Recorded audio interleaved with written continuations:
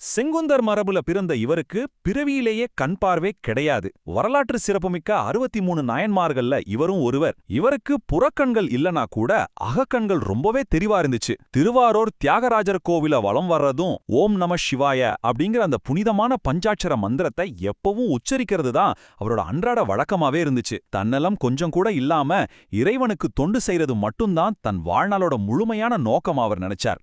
சமணர்களோட ஆக்கிரமிப்பாலையும் சரியான பராமரிப்பு இல்லாததாலையும் அந்த மாபெரும் குளம் ரொம்பவே சுருங்கி பார்க்கவே பரிதாபமான நிலைமையில இருந்துச்சு. எப்படியாவது இந்த குளத்தை தூர்வாரியே ஆகணும்னு அவர் ஒரு உறுதியான முடிவுக்கு வர்றார். உங்களுக்கு கண்ணிருந்தும் நீங்க குருடர்களா இருக்கீங்க, காதிருந்தும் செவிடர்களா இருக்கீங்க. ஆனா நான் என் அகக்கண்ணால ஈசனை தரிசிக்கிறேன். தூங்கிட்டு இருந்த தண்டியடிகளோட கனவுல தோன்றிய சிவபெருமான் பயப்பட வேண்டாம், உனக்கு நான் பார்வை தர்றேன் அப்படின்னு உறுதியளிக்கிறாரு.